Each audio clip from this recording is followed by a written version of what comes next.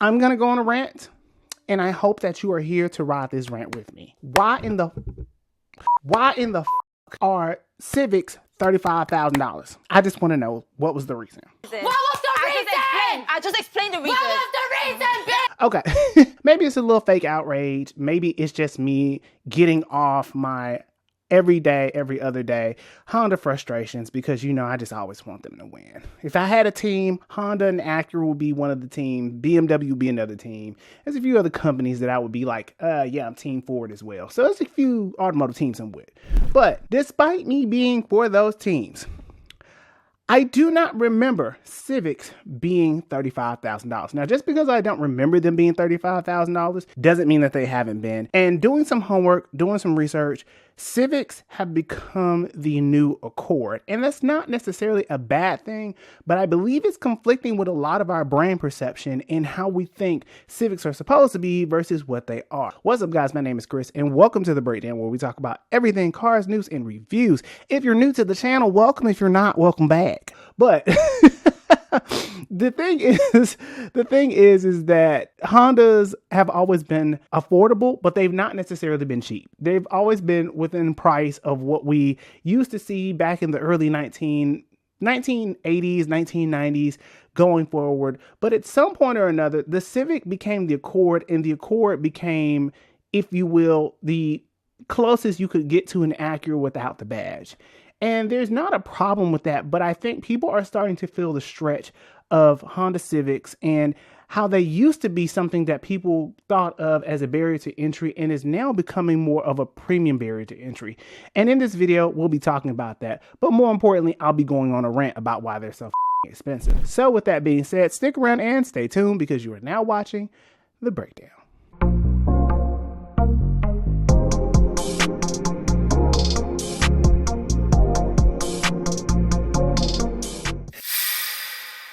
A very special thank you to someone who bought me a coffee, as well as Sidney McGriff. And to answer your question, I will be working on that video. I'm going to hold that in my back pocket just for surprise, but for you, I will do it. And to Andrew, who also bought me a coffee, thank you so much. I really appreciate it. It means the world. And to all of my subscribers who continue to tune into the channel, you guys know I really appreciate you. And I hope that I'm able to serve you in the best way possible.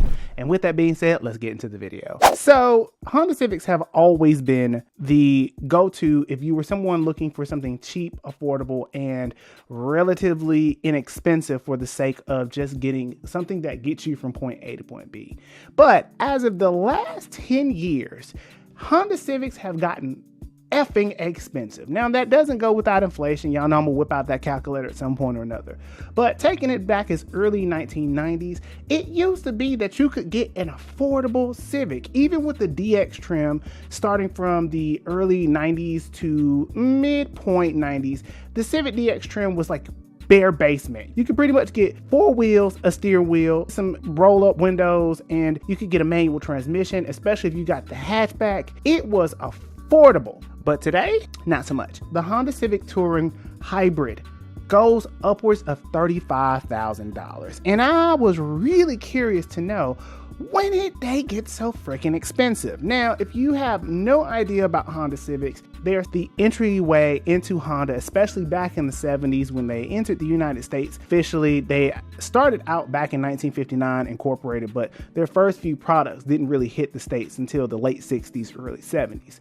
And the CVCC was revolutionary in its packaging, and Civics have always been that car that has the perfect packaging. I don't know how to put it, but there's something about the fact that it is not necessarily powerful, but it's always fun, it's always efficient, and it is like a best friend, if you will. And there's a lot of cars like that. It's something about that Honda charm that always keeps us coming back.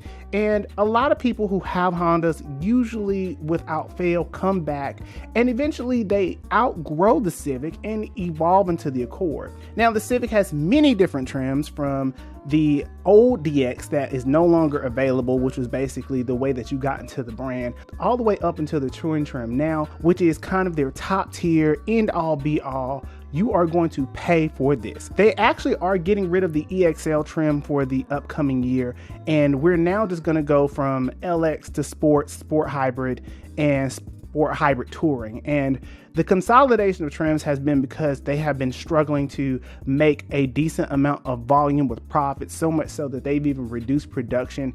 Getting into the idea of when they became expensive, I had to do some homework. And the thing is that up until about 2002, 2001 is when we begin to see Honda begin a little more pricey. To keep things fair and simple, beforehand, you could very well easily get a Honda Civic LX with no frills, no thrills, and it would cost you about $15,000 back then. And in today's money, that would be the equivalent of something along the lines of $24,000 to $25,000. But the magical point at which Hondas became more and more expensive is when the Accord shot over towards the more premium large segment with the 8th generation Accord. We begin to see the Honda Accord evolve into a more full-size car, and around the 7th generation Civic is when we begin to see it move upscale. And this is also around the same time that we would get the Honda Civic Hybrid. Now, that is where the big shebang happens. So, Honda hybrids have always been a bit of an anomaly. They've never really been the volume seller up until recently. But in its earlier stages, Honda had to put a lot of money into the hybrid movement because they, alongside Toyota, knew that the future of cars was around the hybrids. And as quiet as it is kept, I still strongly believe that the hybrids are probably the best option for us in terms of fuel economy, as well as technology, as well as power, but whole different spill. And 2000-ish is when we see the 7th generation Civic, and that generation is frowned upon for being a bit neutered, coming from the 6th generation, especially with the SI, which is hailed as one of the best SIs of all time. The Civics during that period is almost when Honda says we are going to make them a little more full size. Now, for context, this is also around the time when the Civic, the CR-V, and the Accord were competing for the top spot. Now, the CR-V is now what would be the new Accord, whereas the HR-V is becoming the new Civic. There's been a lot of things that have been shuffling, but the most important thing to remember is that the Civic still is the entry point for Honda, especially when they got rid of the Fit. And the Civic since then, especially in today's world of the 10th generation, the 10th generation was the first time that we saw a Civic be the size of an Accord. So in terms of pricing, even though they're relative to cost, sometimes dealers can get a little greedy. Just a little bit. But for all the sake of purposes, dealers have very little room to move the price as much as people think. Considering the dealers and Honda are two separate entities, and we forget that the dealer network has their own set of rules, Hondas as a whole have been increasingly more expensive. But the bigger note here is that Hondas in general have had a perceived decrease in quality. And it begs the question, why are they still as expensive as they are? And quite simply, they still offer the best packaging for your value. Regardless of the recalls, regardless of the quality perceptions by people, they still offer a reliable product. Now, I want to put this into context that ever since they've come out, they have always requested more of a premium, especially as the brand reputation continued to expand. But it's something about a $35,000 Civic that just rolls up my sleeves and makes me want to punch somebody. But considerably, that also is the hybrid trim, which is the top of the line. But even then, you're still pushing closer to the Accord, and you're also pushing even closer to the Acura lineup. And even with the Integra, you get a much better deal than you would get on a Civic. And it's just almost confounding to see the prices of a Honda Civic almost exceed an Acura Integra. Now, granted, we still have little notes like the SI, which are always going to be on the more pricier side because they are the sporty line, and the Type R has never been cheap. The Type R has always been closer to $40,000. But even then, with the new Civic Hybrid that is getting comparable power to the Civic Si and is slightly more expensive, it's just an automatic, it's a bit ridiculous.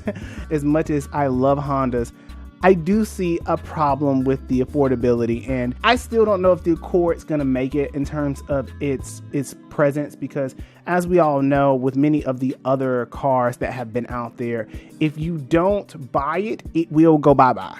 That's a rule of thumb. And the Accord has not been performing as well as the Civic, which the Civic and CR-V are some of the bread and butter of Honda. The Accord is going to go bye-bye, and it almost makes me wonder, has the price of the Civic gotten so increasingly high that people simply couldn't justify buying an Accord over a Civic? Or is it that the Accord has just been too high for people to buy? It's a lot of different things. And like I said, this is a whole ass rant, and I just want Hondas to be a little more affordable, even though I understand with the inflation numbers, they're not as expensive as we perceived.